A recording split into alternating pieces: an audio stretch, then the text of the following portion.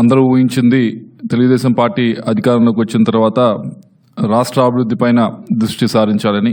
కానీ గడిచిన 2 రోజుల నుంచి సంఘటనలు చూస్తూ ఉంటే వ్యవస్థల్ని కూడా ఏదైతే పోలీస్ వ్యవస్థ ఉందో వాటిని కూడా ఒక దారిలో పెట్టాలి, వాటిని కూడా ప్రక్షాళన చేయాలి అని క్లియర్గా కనిపించే పరిస్థితి ఈరోజు ఉంది.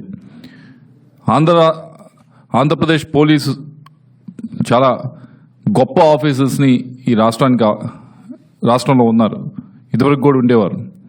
అటువంటి పోలీస్ డిపార్ట్మెంట్ ఈరోజు ఈ పరిస్థితిలో ఉందంటే చాలా బాధాకరంగా ఉంది. ఎందుకు అంటే ఇదేదో యాక్సిడెంటల్గా అయింది కాదు. ఈ రాష్ట్రంలో 14 నియోజకవర్గాలు సెన్సిటివ్ నియోజకవర్గాలని గుర్తించారు. నెల రోజుల క్రితమే గుర్తించారు ఎన్నికల కమిషన్ వారు. దాంట్లో 4 నియోజకవర్గాలు మా పల్నాడులో ఉన్నాయని గుర్తించారు, ఐడెంటిఫై చేశారు. దానికి సెక్యూరిటీ బీఫప్ చేయాలని చెప్పారు. ఇదంతా ఏమీ ఒక రోజులో అనుకోకుండా అయిందేం కాదు.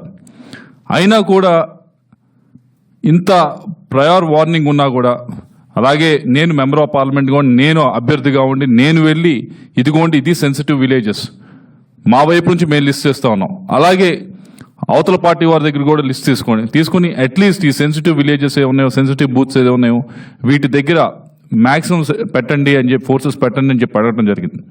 వారు ప్రయత్నం చేసినట్టున్నారు. కానీ ఈరోజు పోలీస్ వ్యవస్థ ఎలా ఉంది అంటే గడిచిన 5 సంవత్సరాల నుంచి కూడా డీజీపీ అనేవాడు డీజీపీ పదవిలో ఉన్నాడు తప్పించి డీజీపీ పని మాత్రం చేయరా. ఆ పని అంతా ఎవరో సలహాదారుడి ద్వారా జరిగిందే తప్పించి డీజీపీ అనే వ్యక్తి పోలీస్ ఆఫీసరు ఈ పోలీస్ వ్యవస్థని ఈ 5 సంవత్సరాలు నడపలేదనడానికి ఈరోజు క్లియర్గా కనిపిస్తూ ఉంది.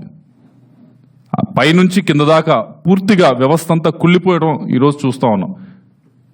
ఎందుకు అంటే సాక్షాత్తు ఎస్పీ ఫోన్ చేసి చెప్పినా కూడా కింద ఫోర్సెస్